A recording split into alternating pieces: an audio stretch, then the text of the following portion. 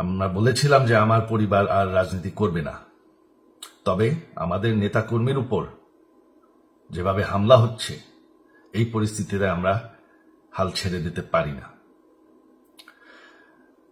বাংলাদেশে যদি গণতন্ত্র নতুন বাংলাদেশ গড়ে তুলতে হয়, আমি সজীব ওয়াজেদ জয় বলছি। বাংলাদেশে এখন একটি বিশৃঙ্খল পরিস্থিতি চলছে।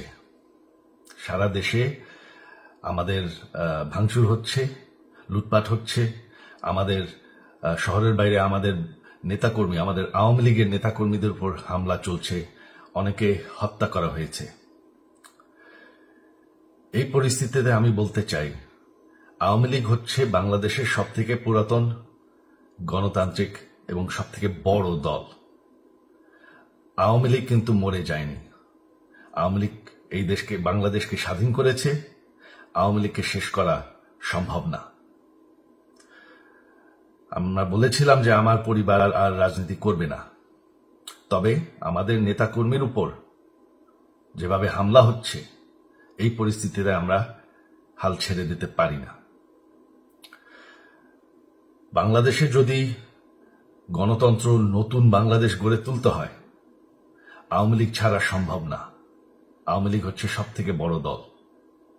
আওয়ামী লীগ কোথাও যাবে না, আওয়ামী লীগ শেষ হয়ে যাবে না। আওয়ামী লীগকে শেষ করা সম্ভব না। আওয়ামী লীগের নেতাকর্মীদের আমি সবাইকে আহ্বান জানাচ্ছি যে আপনারা সাহস নিয়ে দাঁড়ান। আপনারা একা না, আমরা আছি। বঙ্গবন্ধুর পরিবার কোথাও যায়নি, আমরা আপনাদের সাথে আছি। দেশকে, আমাদের নেতাকর্মীদেরকে, আওয়ামী লীগকে রক্ষা করার জন্য যা প্রয়োজন আমরা করতে প্রস্তুত।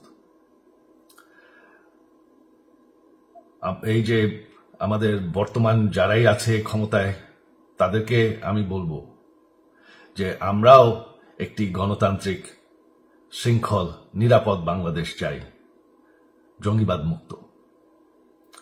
তার জন্য আমরা সবার সাথে আলোচনা করতে প্রস্তুত। শুধুমাত্র তারা যদি জঙ্গিবাদ এবং ভায়োলেন্স বাদ দেয়। শেখ হাসিনা মরে যাননি, আমরা কোথাও যাইনি। বাংলাদেশ আওয়ামী লীগ ছাড়া গণতন্ত্র, নির্বাচন সম্ভব না। এই বলে আমি আমার কথা শেষ করছি। জয় বাংলা।